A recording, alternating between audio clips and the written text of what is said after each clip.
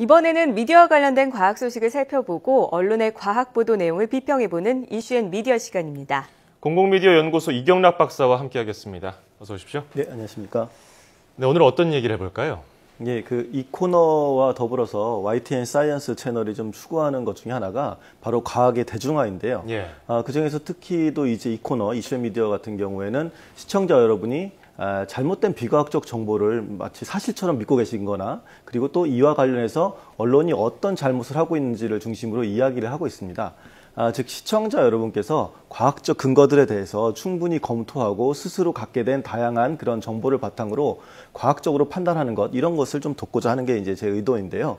그래서 오늘은 이와 관련해서 과학적인 주장들에 대해서 우리가 어떻게 받아들일까, 이런 부분들을 주제로 이야기를 한번 나눠보겠습니다. 네, 과학적인 주장에 대해서 무조건 맹신하는 게 아니라 좀 제대로 이해를 하는 게 무엇보다 중요할 텐데요. 이와 관련해서 나온 기사가 있다고요? 예, 그렇습니다. 지금 말씀드리는 내용은 이미 2013년 네이처지 11월호에 실렸던 부분이어서 과학 기자라면 이미 잘 알고 있는 내용일 겁니다.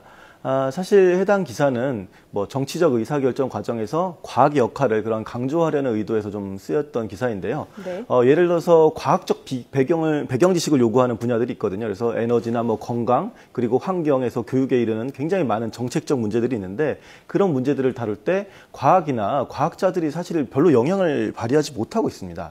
그래서 우선 과학 고문이 된다거나 하는 식으로 이제 과학자들의 역할이 중요하게 이야기도 되고 있지만, 또 한편으로는 정책 결정자들이나 그들에게 투표를 하는 우리들도 어떻게 보면 좀 과학을 조금이라도 이해하면 앞으로 상황이 좀 나아질 것이다, 그런 판단에서 관련된 방법들을 기사는 제공을 하고 있었습니다. 예. 그렇다면 그 기사에서는 이 과학적인 부분을 이해하려면 어떤 노력을 해야 된다, 이런 걸 어떻게 언급하고 있습니까? 네, 한 20가지 정도 되는데요. 예. 먼저 차이와 우연 속에 변인이 있음을 좀 강조를 하고 있습니다.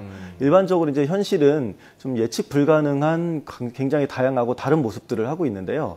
과학은 우리가 보는 자연의 패턴, 그런 원인을 발견하는 게 이제 과학의 역할입니다. 예. 예를 들어서 왜 기후는 지난 10년보다 더 더워졌는가, 또 왜 일부 지역에서는 사람들보다 새들이 더 많이 살고 있는가, 이런 질문에 대해서 일종의 답을 이제 연구를 해서 내리는 것인데요.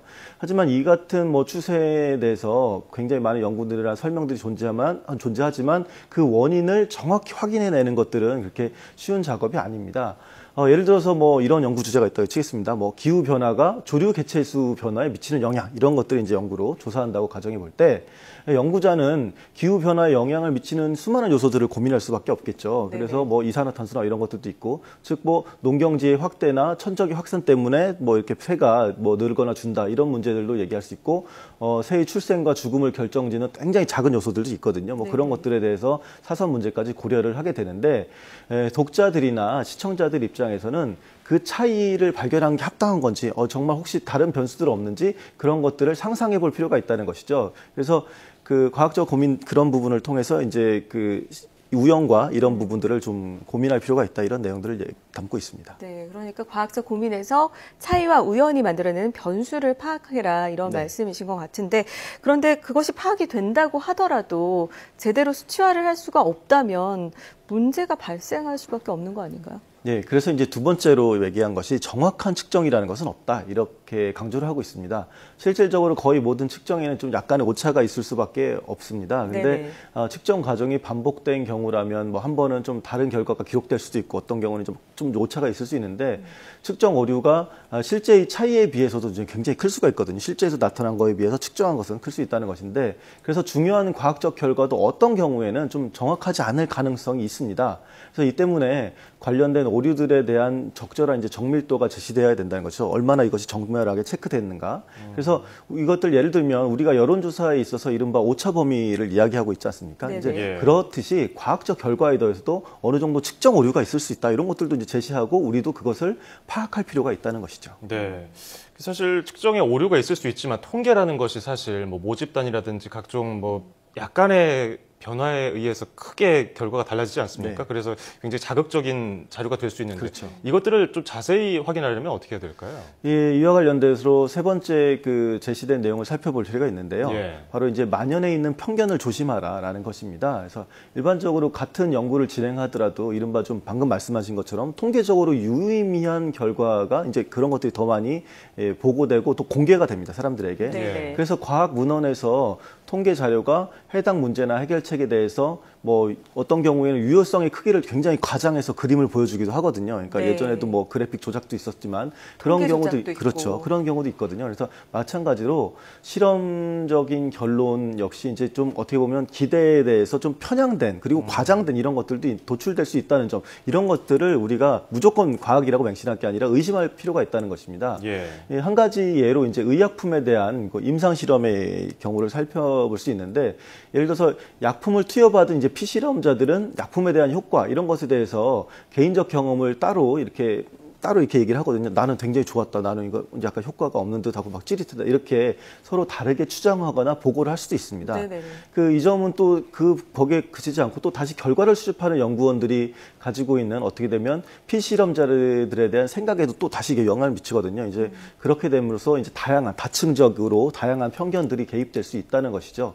그런 것들의 이제 문제도 우리가 고민하고 이런 것들을 편견에서 벗어날 필요가 있다, 이렇게 얘기를 하고 있습니다. 네, 과학 실험에서 이런 편견을 막을 수 있는 방법은 없을까요? 이런 편견들, 방금 말씀드린 그런 것들 막기 위해서 고안된 그 방법이 바로 그 이중 맹검 실험입니다. 이 실험은 약의 효과를 객관적으로 평가하는 방법인데요.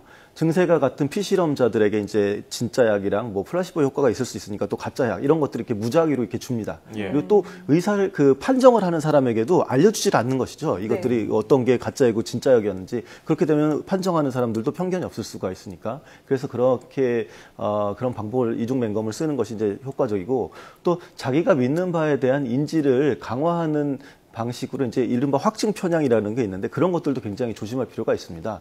어떻게 보면 이제 과학자들도 선호하는 이론이 있거든요. 그러니까 내가 뭔가를 증명하기 위해서. 네. 그럴 때 그런 증거들이 탁 나오면 굉장히 흥분해서 그런 것들만 막 가져다 씁니다.